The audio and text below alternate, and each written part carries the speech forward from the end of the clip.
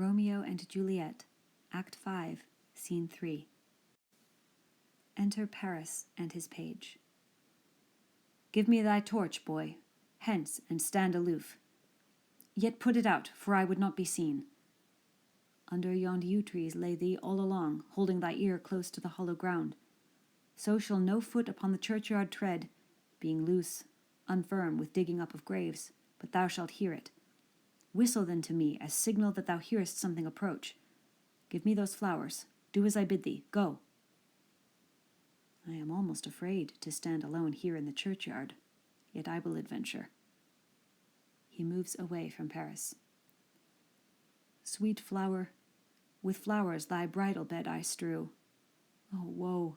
Thy canopy is dust and stones, which with sweet water nightly I will dew. Or, wanting that, with tears distilled by moans, the obsequies that I for thee will keep nightly shall be to strew thy grave and weep. Page whistles. The boy gives warning something doth approach. What cursed foot wanders this way tonight, to cross my obsequies and true love's right? What, with a torch? Muffle me, night, a while. He steps aside. Enter Romeo and Balthazar. Give me that mattock and the wrenching iron. Hold, take this letter. Early in the morning see thou deliver it to my lord and father. Give me the light. Upon thy life I charge thee.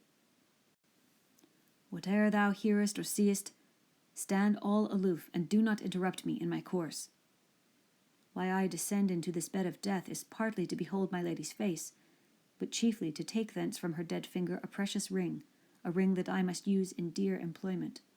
Therefore hence, be gone. But, if thou, jealous, dost return to pry in what I farther shall intend to do, by heaven I will tear thee joint by joint, and strew this hungry churchyard with thy limbs.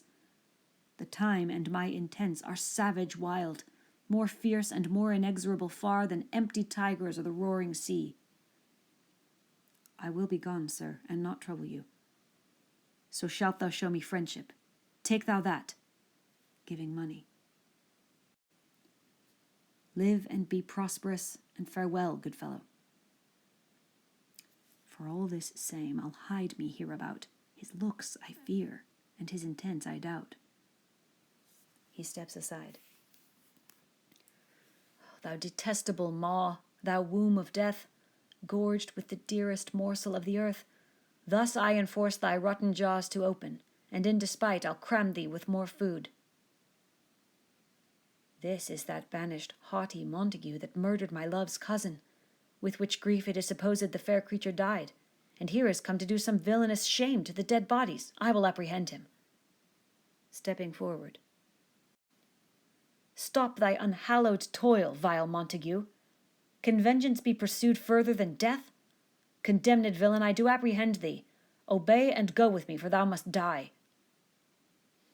I must indeed, and therefore came I hither. Good gentle youth, tempt not a desperate man. Fly hence, and leave me. Think upon these gone. Let them affright thee. I beseech thee, youth, put not another sin upon my head by urging me to fury. Oh, be gone! By heaven, I love thee better than myself, for I come hither armed against myself.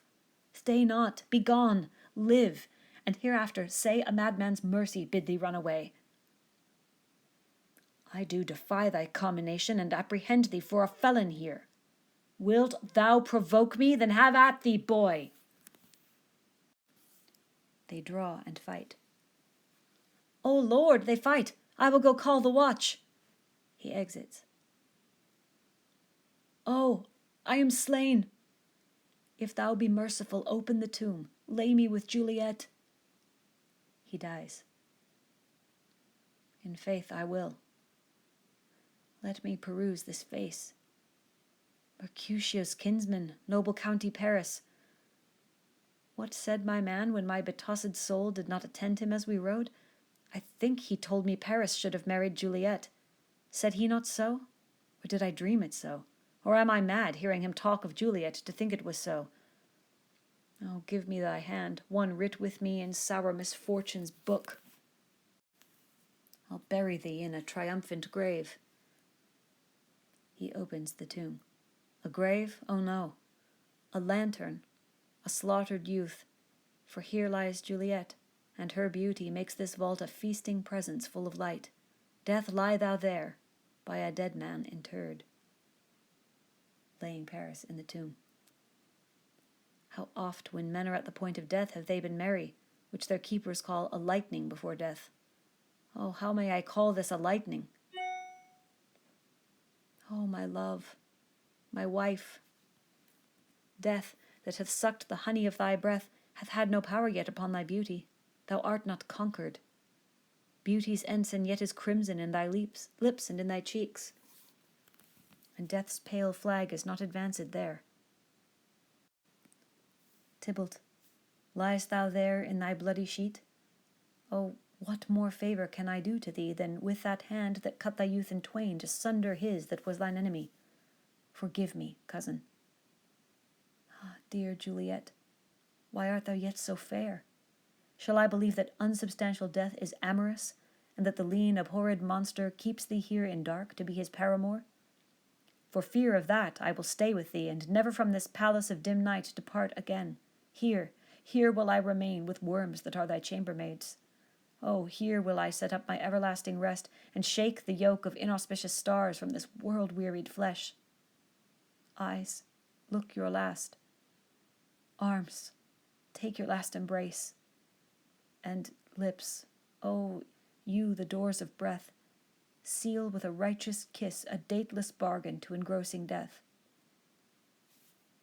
Kissing Juliet. Come, bitter conduct. Come, unsavory guide. Thou desperate pilot, now at once run on the dashing rocks thy seasick, weary bark. Here's to my love. O true apothecary, thy drugs are quick.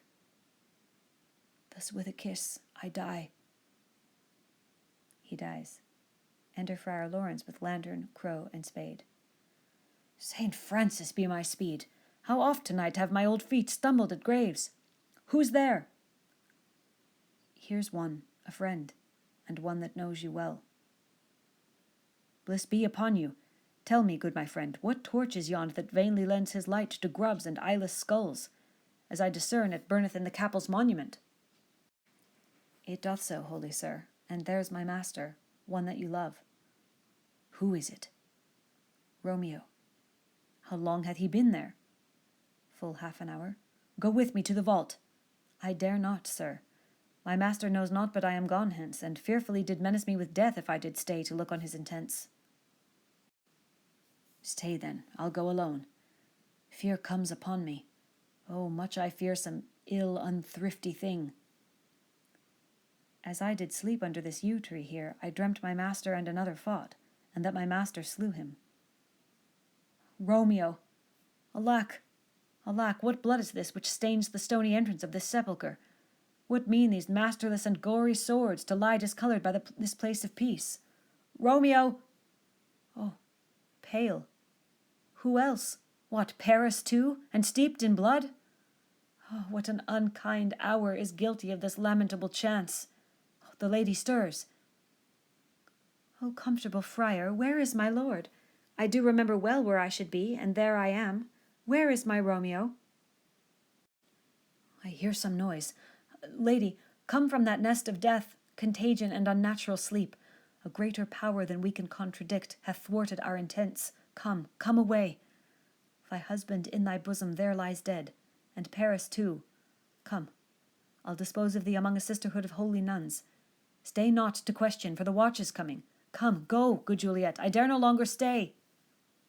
Go, get thee hence, for I will not away. He exits. What's here? A cup closed in my true love's hand? Poison, I see, hath been his timeless end. O churl, drunk all, and left no friendly drop to help me after. I will kiss thy lips. Haply some poison yet doth hang on them to make me die with a restorative. She kisses him. Thy lips are warm. Enter Paris's page and watch. Lead, boy, which way? Yea, noise? Then I'll be brief. O happy dagger, this is thy sheath. There rust, and let me die. She takes Romeo's dagger, stabs herself, and dies. This is the place, there where the torch doth burn. The ground is bloody. Search about the churchyard. Go, some of you, whoe'er you find, attach. Some watchmen exit. Pitiful sight! Here lies the county slain, and Juliet bleeding, warm and newly dead, who here hath lain this 2 days buried. Go, tell the prince. Run to the Capulets, raise up the Montagues. Some others search. Others exit.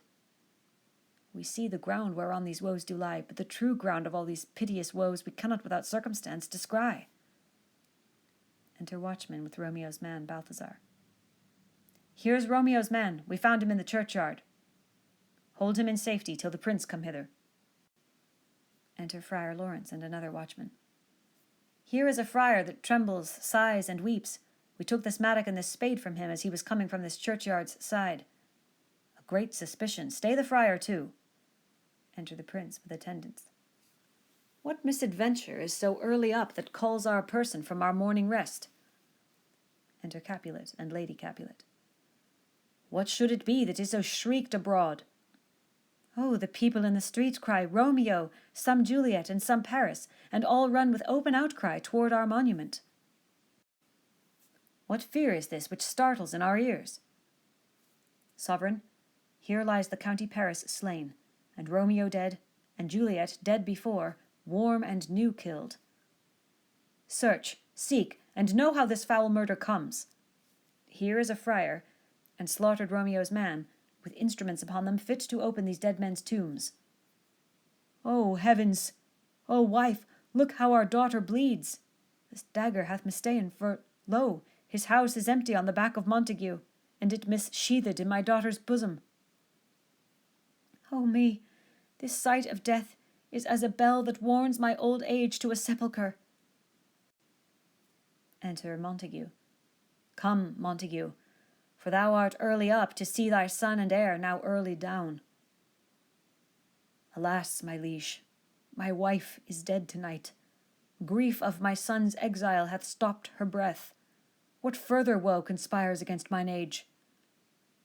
Look, and thou shalt see. O thou untaught, what manners is in this, to press before thy father to a grave? Seal up the mouth of outrage for a while, till we can clear these ambiguities and know their spring, their head, their true descent, and then will I be general of your woes and lead you even to death. Meantime, forbear, and let mischance be slave to patience. Bring forth the parties of suspicion. I am the greatest, able to do least, yet most suspected, as the time and place doth make against me of this direful murder. And here I stand, both to impeach and purge myself condemned and myself excused. Then say at once what thou dost know in this. I will be brief, for my short date of breath is not so long as is a tedious tale. Romeo, there dead, was husband to that Juliet, and she, there dead, that Romeo's faithful wife. I married them, and their stolen marriage day was Tybalt's doomsday, whose untimely death banished the new-made bridegroom from this city, for whom, and not for Tybalt, Juliet pined. You, to remove that siege of grief from her, betrothed and would have married her perforce to county Paris. Then comes she to me, and with wild looks bid me devise some mean to rid her from this second marriage, or in my cell there would she kill herself. Then gave I her, so tutored by my art, a sleeping potion, which so took effect as I intended, for it wrought on her the form of death. Meantime I writ to Romeo that he should hither come as this dire night to help to take her from her borrowed grave, being the time the potion's force should cease. But he which bore my letter, Friar John, was stayed by accident, and yesternight returned my letter back. Then all alone at the prefixed hour of her waking came I to take her from her kindred's vault, meaning to keep her closely at my cell till I conveniently could send to Romeo. But when I came, some minute ere the time of her awakening, here untimely lay the noble Paris and true Romeo dead. She wakes, and I entreated her come forth and bear this work of heaven with patience. But then a noise did scare me from the tomb, and she, too desperate, would not go with me, but, as it seems, did violence on herself. All this I know, and to the marriage her nurse is privy. And if aught in this miscarried by my fault, let my old life be sacrificed some hour before his time unto the rigour of severest law. We still have known thee for a holy man. Where's Romeo's man? What can he say to this? I brought my master news of Juliet's death, and then in post he came from Mantua to this same place, to this same monument. This letter he early bid me give his father, and threatened me with death, going in the vault, if I departed not and left him there. Give me the letter. I will look on it. He takes Romeo's letter. Where is the county's page that raised the watch? Sirrah, what made your master in this place? He came with flowers to strew his lady's grave, and bid me stand aloof, and so I did. Anon comes one with light to ope the tomb, and by my master drew on him, and then I ran away to call the watch. This letter doth make good the friar's words, their course of love, the tidings of her death, and here he writes that he did buy a poison of a poor apothecary, and therewithal came to this vault to die and lie with Juliet. Where be these enemies? Capulet, Montague, see what a scourge is laid upon your hate. That heaven finds means to kill your joys with love, and I, for winking at your discords too, have lost a brace of kinsmen. All are punished. O brother Montague, give me thy hand. This is my daughter's jointure, for no more can I demand.